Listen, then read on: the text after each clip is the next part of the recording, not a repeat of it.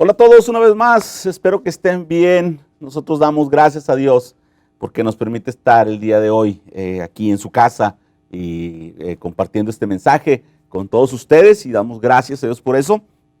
Yo soy el pastor David Ríos y actualmente estamos sirviendo en la iglesia bautista Southside Baptist Church, que está al sur de la ciudad de San Antonio. Y bueno, cuando tenemos servicios, porque ahorita los tenemos online, bueno, tenemos servicios en inglés completamente con nuestro pastor, el senior pastor Albert Byron, y con nuestro copastor Thomas Cantú. Y en español con tu servidor. Así que esperamos en el Señor que primeramente Dios, cuando todo esto termine, y si no tienes un lugar donde congregarte, nos puedas visitar. Y bueno, déjenme, les digo que es muy interesante darnos cuenta y ver que en estos tiempos a todos nos gusta escuchar una palabra de consuelo, una palabra que nos reconforte. A todos nos gusta escuchar y saber que Dios está con nosotros en estos momentos y que Dios siempre va a estar ahí. Y es algo muy bueno. Pero yo le decía a los hermanos esta semana que es también bueno y que es importante seguir creciendo como cristianos, alimentarnos también.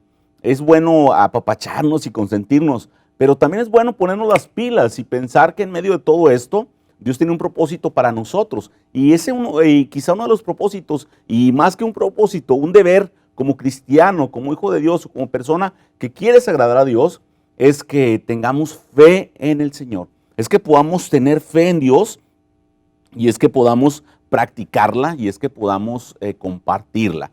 Y para hablar un poquito de la fe, voy a comenzar con este versículo, con este texto que describe perfectamente lo que es la fe y lo hace a los ojos de la palabra de Dios, a los ojos de la Biblia. Y el texto es muy conocido, creo que cualquier cristiano me lo podría decir de memoria, y está ahí en Hebreos capítulo 11, versículo 1, y dice la palabra de Dios así, dice, ahora bien, la fe es la garantía de lo que se espera, la certeza de lo que no se ve. Voy a repetir el texto. Ahora bien, la fe es la garantía de lo que se espera, la certeza de lo que no se ve. Qué interesante que la palabra de Dios tiene una definición para la fe, para explicarnos qué es la fe. Ahora, si tú vas a un diccionario común y corriente, el diccionario te va a decir lo siguiente, que la fe es un sentimiento de confianza o de seguridad de que algo va a suceder. Un diccionario común y corriente dice que la fe es el sentimiento o la confianza de que algo va a suceder. Si buscamos en la Biblia, dice la Biblia que la fe es algo que se espera con seguridad. Si buscamos en el diccionario, nos dirá que es de la confianza de algo que esperamos que suceda. Ahora, eso está muy bien, pero el problema con todo esto es que cuando le preguntas a alguien que si tiene fe, la persona siempre te va a decir, sí, yo tengo mucha fe. De verdad, es interesante. Mira, dile a cualquier persona, es que en medio de estos momentos que estamos viviendo como humanidad, debemos de confiar en Dios, debemos de tener fe. Y la persona te va a decir, no, sí, yo confío en Dios, yo tengo fe. A los ojos de cualquier persona, todos tenemos fe. Pero quizá confundimos el concepto de realmente lo que es fe. Fe es algo que esperamos y que confiamos y que sabemos que va a suceder, aunque no lo vemos. Pero quizá lo confundimos con el deseo de que algo suceda. Y son dos cosas muy diferentes. El desear y el confiar son dos cosas muy diferentes. La realidad es que creo que a muchas personas y sobre todo a muchos cristianos nos falta fe.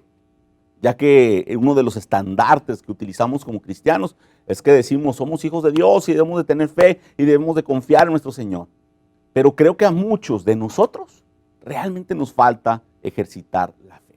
Y es de lo que queremos hablar hoy un poquito, explicar a los ojos de Dios qué es la fe y cómo Dios espera que nosotros la manifestemos. Pero déjame te platico algo antes de entrar a la predicación, mira, y esto es algo cierto, esto es algo que sucedió, y sucedió aquí en Estados Unidos, en un pueblito, y es verdad la historia, mira, la historia es que en este pueblito tan conservador como muchos de los que hay alrededor del país, y me imagino que alrededor de los países también, este pueblito era un lugar muy conservador, en un lugar muy reservado, y tenía tradiciones muy arraigadas, donde las personas eran muy corteses, las personas eran muy educadas, las personas trataban de hacer siempre lo correcto, tenían la iglesia del pueblo, tenían lo más básico, un pueblito pequeño muy conservador.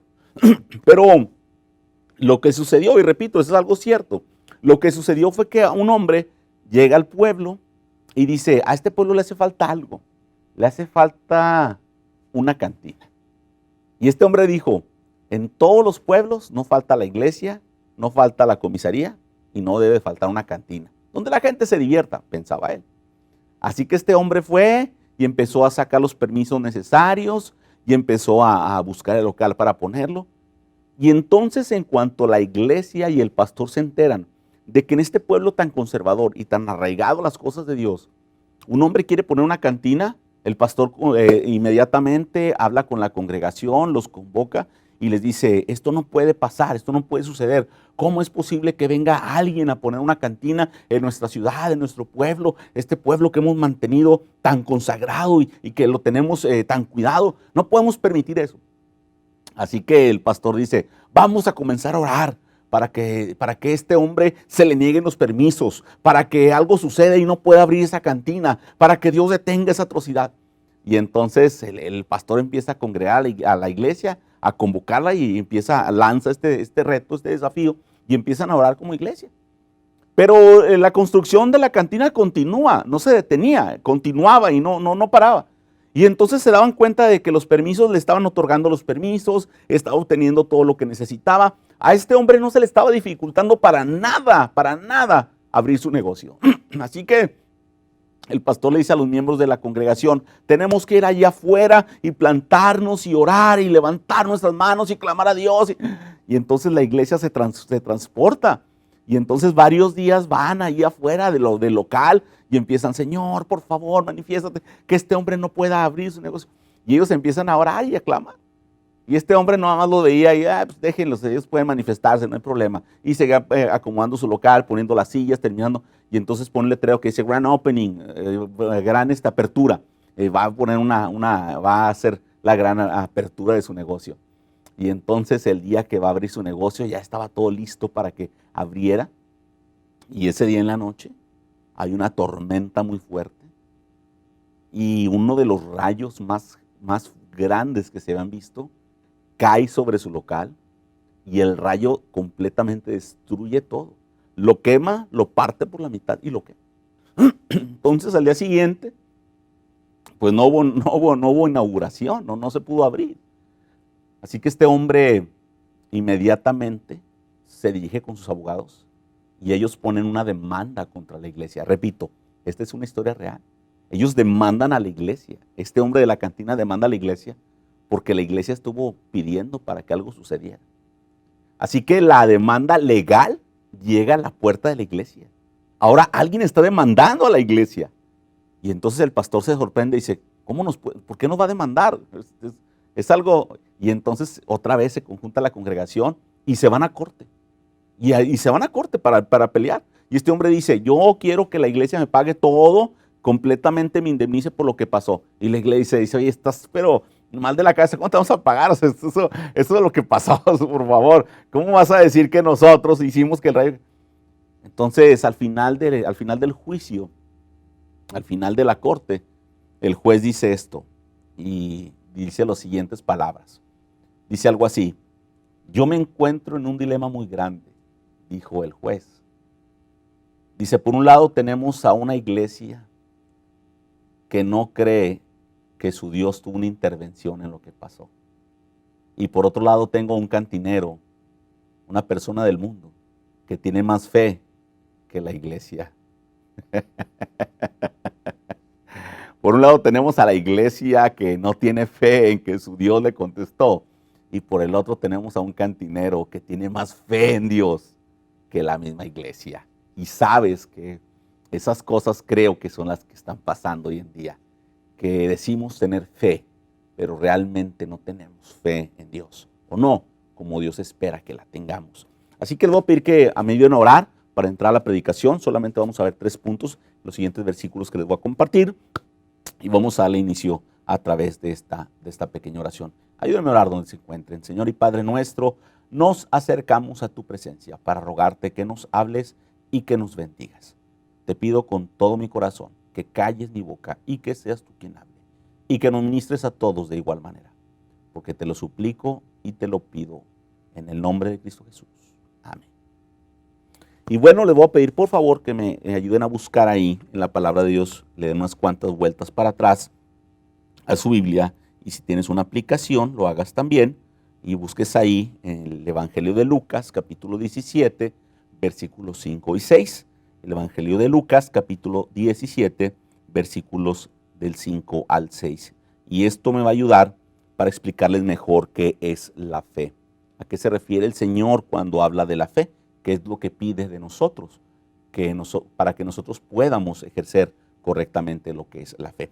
Pero para explicar mejor esto, voy a leer los versículos del 1 al 4 en Lucas capítulo 17 y los versículos de Lucas capítulo 17, versículos del 1 al 4, dice así: Luego dijo Jesús a sus discípulos: los tropiezos son inevitables, pero hay de aquel que los ocasiona.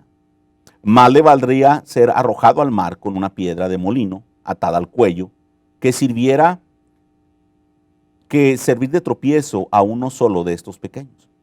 Así que cuídense. Si tu hermano peca, repréndelo, y si se arrepiente, perdónalo. Aun si peca contra ti 7 veces en un día, y 7 veces regresa a decirte, me arrepiento, perdónalo. Entonces Jesús le está dando una introducción a los discípulos sobre lo que Dios espera de nosotros. Pero en medio de todo esto, le preguntan al Señor, versículos 5 al 6. Entonces los apóstoles le dijeron, y es donde va a estar nuestra predicación esta mañana, al Señor. Entonces los apóstoles le dijeron al Señor, aumenta nuestra fe.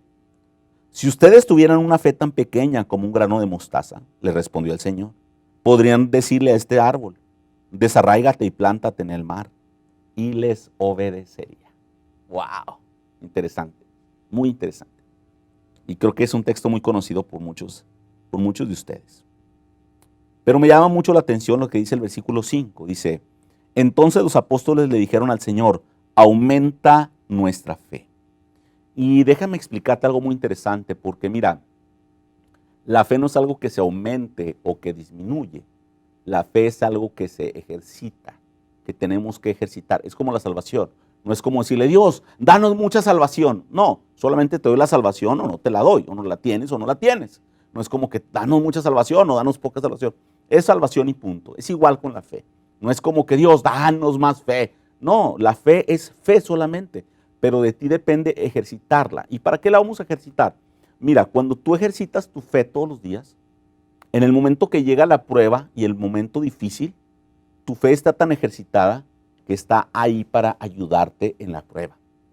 Pero si nunca ejercitas tu fe, entonces cuando llega el momento difícil o llega la prueba, no vas a tener de dónde agarrarte, no vas a tener algo fuerte, algo que respalde lo que crees, porque tu fe está muy débil. Así que debemos de practicarla todos los días. Pero es interesante, escúchenme bien, cómo los discípulos relacionan lo que Jesús estaba diciendo con la fe.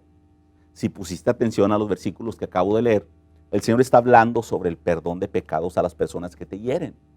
Pero entonces los discípulos le preguntan, oye Señor, está bien, pero entonces aumentanos la fe. ¿Por qué creen ustedes que dicen esto? Miren, teológicamente esto tiene una explicación. Porque los discípulos están relacionando el que las personas a veces, cuando te traicionan o cuando hacen algo que te desanima, generalmente causa un dolor muy grande en nosotros. Cuando tú tienes una relación con un amigo, con una amiga, quizá con una pareja, y hay alguna situación de traición o una situación donde sientes que esta persona no es completamente sincera contigo, ya sea un amigo, ya sea una relación que tengas, entonces te duele. Y entonces generalmente corremos con Dios y le decimos, ¿qué pasó, Señor? ¿Qué pasó? ¿Por qué esta persona me traicionó? Yo tanto que la quería, yo tanto que la amaba, era mi mejor amigo, me traicionó, era mi mejor amiga, anda hablando de mí, era mi novio, era mi novia, era mi esposo, era mi esposa. Y entonces venimos con el Señor y nuestra fe como que se debilita, como que mengua nuestra fe, como que se va nuestra fe. Cuando alguien hace algo contra nosotros, como que entonces nos desanimamos. Y déjeme le digo algo muy interesante. Como pastor y como cristiano me he encontrado mucho con esta situación y probablemente también tú. Me he encontrado con personas a las cuales hemos ido, alguna vez comenzamos una plática y bueno, una plática nos lleva a otra cosa y siempre tratamos de hablar de las cosas de Dios, siempre tratamos de encaminar a las personas. Pero en este punto, cuando hemos hablado con las personas, me he encontrado, como les decía ahorita, y repito, con muchas personas que cuando escuchan que comienzo a hablar de las cosas de Dios, inmediatamente me dicen, oh, no, yo en eso, yo no, pues, no creo mucho. Y muchas veces me han dicho esto. No, es que sabe que yo antes iba a una iglesia, pero no, el pastor era más tremendo. He escuchado a muchas personas decir, no, yo antes sí, me gustaba oír, mi mamá me llevaba, pero no, los hermanitos de ahí, no, las hermanas son más pecadoras que las de afuera, no, los hermanos no, y empiezan. Y muchas personas, por esas razones que hoy en día no van a una iglesia, o no creen, o no confían en las cosas de Dios, porque vieron a alguien que los desanimó. Y entonces ya no vuelven a la iglesia, ya no creen en las cosas de Dios. No, se dicen cristianos y andan haciendo esto, y andan haciendo lo otro. Entonces yo muchas veces cuando me encuentro con esta situación, generalmente le pregunto a las personas, sí, tienes razón, tienes mucha razón. En la iglesia hay muchas personas así. Desgraciadamente a veces somos de piedra de tropiezo. Y luego les pregunto a la persona, oye, discúlpame, ¿qué es lo que más te apasiona entonces hacer? ¿Te gusta el fútbol? ¿Te gusta la música? ¿Qué es lo que más te gusta hacer? ¿Qué deporte te gusta? ¿O qué es lo que te llena? Y entonces su rostro cambia completamente y me dicen, oh, a mí me encanta el fútbol, me encanta el fútbol. El fútbol es y empiezan a hablarme del fútbol. Y digo, Y después de unos minutos le pregunto, oye, discúlpame, depende de lo que ellos me digan, si es de fútbol, si es de música, si es del arte o de política. Y le digo, oye, eso es muy interesante, pero sabes que yo he escuchado que muchos futbolistas usan drogas, muchos futbolistas son adúlteros, muchos futbolistas los han encontrado. Y entonces ellos me contestan, sí, pero hace de todo en el fútbol, pero yo no me fijo en eso. Entonces yo les pregunto, entonces ¿por qué no le das otra oportunidad a las cosas de Dios? Siempre vamos a encontrar ese tipo de cosas, pero quizás a veces las utilizamos como un pretexto para ya no continuar. Porque si tú te gusta la música, yo te puedo decir de muchos cantantes que son drogadictos o que están grabando canciones que no deberían, y no va a dejar de gustarte la música. ¿Por qué? Vas a decir, pues es que, sí, pero son solo unos músicos, así son ellos. Sí, porque es algo que te apasiona. Es precisamente de lo que están hablando los discípulos. Y le están diciendo, Dios, queremos estar apasionados contigo todo el tiempo. Pero ¿qué pasa cuando alguien hace algo en contra de nosotros? Ayúdanos a no desenfocarnos. Eso es lo que le están diciendo a Dios. Que aumente su fe, o sea, que su fe la enfoque para que ellos no se desenfoquen. Y sabes que a lo mejor eso es lo que ha pasado con muchas personas, que están viendo los errores que hay en otros y se han desenfocado porque alguien hizo algo malo. Y su fe menguó y su fe cambió. Y ahora han puesto su fe en otras cosas que les parecen mejores. Dios quiere que tengas fe en Él. Dios quiere que te enfoques en Él. Y Dios desea que le des otra oportunidad. Quizá alguien hizo algo malo contra ti, quizá alguien te traicionó, quizá un pastor hizo algo malo contra ti, quizá un hermano de la iglesia habló contra ti, quizá una hermana, quizá alguien hizo algo malo contra ti. Dale otra oportunidad. Dale otra oportunidad a Dios. Dile como decían los discípulos, Señor, aumenta nuestra fe y deja que Él te enseñe cómo es la fe que a Él le gusta. Pero luego llegamos al versículo 6 del capítulo 17 de Lucas y dice algo muy interesante. Dice así, si ustedes tuvieran una fe tan pequeña como un grano de mostaza, le respondió el Señor. Y voy a detenerme ahí. Si ustedes tuvieran una fe tan pequeña como un grano de mostaza. Y pareciera que esto es muy simple. Y lo es. Realmente lo es. La cuestión aquí es entonces, ¿por qué no pasa lo que yo quiero que pase? Si Dios me está diciendo, si tuvieras una fe muy pequeña, entonces ¿por qué no pasa lo que yo quiero que pase? Yo tengo fe y no importa de qué tamaño sea, porque el Señor está explicando que no importa de qué tamaño sea. Yo tengo fe, entonces, aunque sea muy pequeña, yo tengo mucho tiempo pidiéndole por esto y no sucede lo que le estoy pidiendo. Incluso me podrías decir de lo que estamos viviendo como humanidad y decir, yo tengo fe de que esto se acabe, pero cada vez se pone peor. ¿Por qué Dios no está haciendo nada? Y entonces te voy a explicar algo muy interesante de lo que habla la palabra de Dios. Porque por años hemos entendido que lo que el Señor estaba hablando era de que tuviéramos una fe muy pequeña. Pero yo te voy a decir algo, mira, de lo que Jesús realmente está hablando es que nuestra fe, escúchame bien, debe de ser tan fuerte. Tiene que ser una fe que impregne, así como la mostaza en tu sándwich o en tu comida. Voy a repetirlo. De lo que Jesús está hablando es de que nuestra fe debe de ser una fe que impregna, que tiene sabor. Mira, no sé si te ha sucedido, pero hay veces que te dan un sándwich y cuando tiene mucha mostaza, quítame la mostaza. Hay gente que no le gusta la mostaza. Hay gente que cuando va a algún lugar pide que no le pongan mostaza. Porque cuando le ponen mostaza a algo, es tan fuerte su sabor que inmediatamente lo detectas y sabes que tiene mostaza. Así que de lo que Jesús está hablando es que tu fe debe de ser así. Una fe que tenga sabor, una fe que no importa cómo sea tu fe, pero que impregne. No que sea pequeña, no que sea grande, porque la fe es fe. Está hablando de algo que impregna. Porque cuando esa semilla de fe, cuando ese sabor de fe, cuando ese sabor o esa esencia está en ti, entonces los demás van a saber que tienes fe. Como cuando comes algo y sabes que tiene mostaza. Así los demás van a saber que tienes fe. Entonces, ¿qué es la fe en realidad? ¿Qué Dios quiere de mí? Bueno, Dios quiere que mi fe sea una fe que impacte a los demás. ¿Y cómo puedo tener fe, pastor? Hermano, ¿cómo puedo tener fe? Sí, dicen que debemos tener fe, pero entonces, ¿qué es la fe? ¿Cómo la debemos de tener? Acuérdate, debemos de practicarla. Debemos de hacerla todos los días. Debemos de practicar con ella. Debemos de confiar en el Señor y saber que todo va a estar bien. Debemos de confiar en que Dios está haciendo algo bueno. Señor, yo tengo fe, ok. ¿Qué es la fe? Es algo que espero que suceda, aunque no lo he visto. Y quizá el mejor ejemplo de esto sería una mujer embarazada. No ha visto a su bebé, pero sabe que está ahí. No lo ha visto, pero sabe que está ahí. Lo siente. Quizá ese es el mejor ejemplo. El saber que Dios va a hacer algo, aun cuando no lo hemos visto. Y confiar en que así será. Y que nuestra fe sea tan impregnante como la mostaza.